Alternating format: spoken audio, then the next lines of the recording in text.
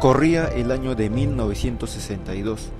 El presidente Manuel Prado Ugarteche convoca a elecciones generales para elegir al nuevo presidente del Perú, resultando ganador el candidato aprista Víctor Raúl Haya de la Torre, por una mínima diferencia de votos ante Fernando Belaúnde Terry y el otro aspirante Manuel Odría. Ante esta situación, el Pleno del Congreso sería el que dictara el resultado final el 28 de julio de acuerdo a la Constitución dictada por Sánchez Cerro en 1933, especulándose el triunfo del candidato aprista. Ninguno de los principales candidatos que se presentaron en las elecciones presidenciales de 1962, Haya de la Torre por Relapra, Fernando Belaúnde por Acción Popular y Manuel Odría por la Unión Nacional Odrista, alcanzó la mayoría necesaria para ganar. Mientras el Congreso trataba de definir la situación, la idea de que se estaba gestando un fraude electoral se fortaleció.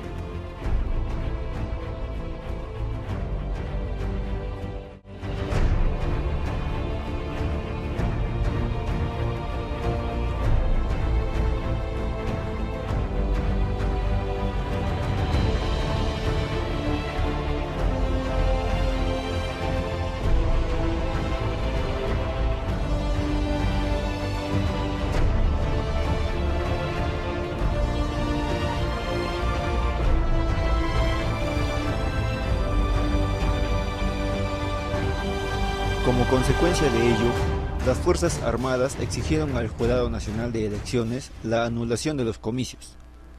Ante la negativa del organismo electoral, las Fuerzas Armadas tomaron el poder el 18 de julio de 1962, por medio de un golpe de Estado. Al principio, dicha junta militar es presidida por Ricardo Pérez Godoy. Sería él quien reforma el Estatuto Electoral para las nuevas elecciones del próximo año, y funda la Casa de la Cultura del Perú, que en 1971 se pasaría a llamar Instituto Nacional de Cultura.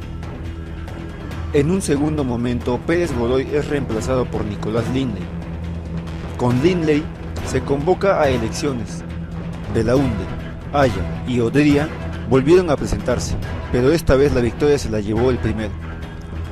Con el nuevo presidente del Perú, las clases medias profesionales vieron en Fernando Belaúnde Terry a su alternativa política más representativa.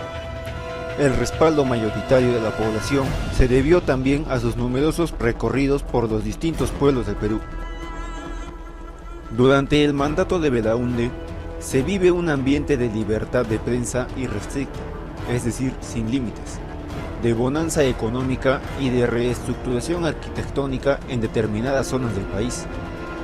Gracias a Belaúnde, la región selvática del país pudo conectarse con el resto del Perú, gracias a la carretera marginal de la selva, actualmente carretera Fernando Belaúnde Terry. La construcción del Aeropuerto Internacional Jorge Chávez, entre otras importantes obras. Sin embargo, aún se siente en el aire una sensación a golpe de Estado, que desarticule todo por lo que se está trabajando. Por lo que se trataba de no hacer problemas para no despertar el sentimiento golpista en las Fuerzas Armadas. Para ello, se prometió resolver el problema de Labré y Pariñas, que estaban en posesión de la International Petroleum Company, la famosa IPC.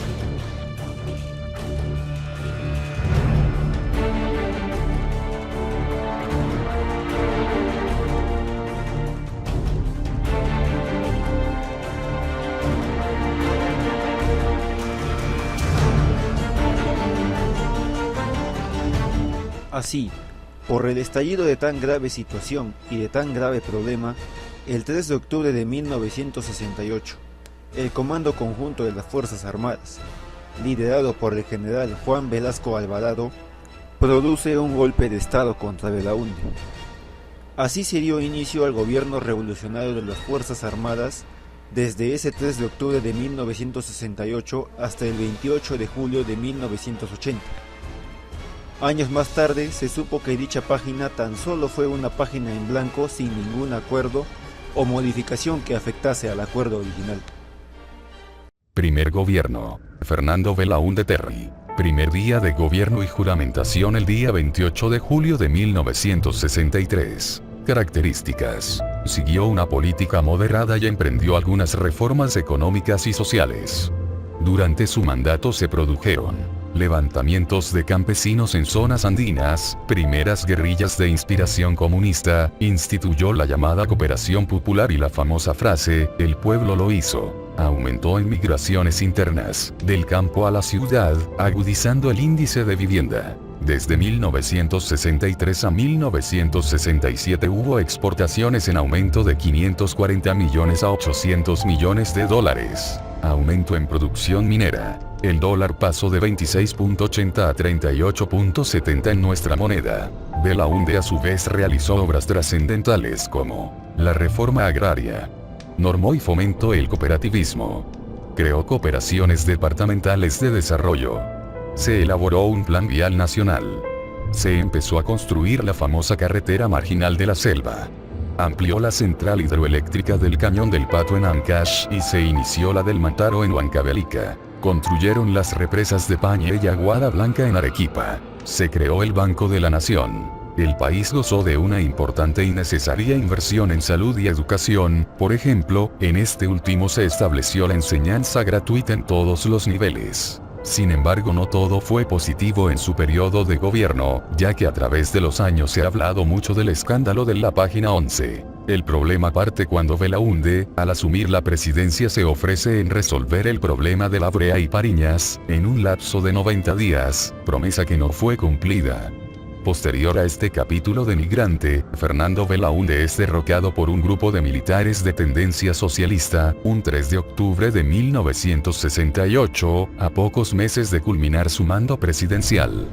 Tras un intento fallido de retorno en el 74, Belaúnde Terry regresó al Perú en 1978, cuando aún regía la dictadura militar bajo la presidencia de Haya de la Torre. Este periodo se denominó la segunda fase. 2 años después, ante el régimen de la nueva institución, Belaúnde decide participar en el proceso eleccionario correspondiente. Dichas elecciones se realizaron un 18 de mayo de 1980. Saliendo vencedor con más del 45% de los votos. Finalmente en el 85 culminó su presidencia, siendo precedido por Alan García Pérez. Luego de una vida tan agitada, Fernando Isaac Sergio Marcelo Marcos Belaúnde Terry falleció en su ciudad de origen el 4 de junio del 2002. Institución educativa: Nuestra Señora de Fátima. Quinto de secundaria, sección A, 2015. Trabajo realizado por Mari Escobedo, Shakira Palomino y Alejandra Vilches. Muchas gracias.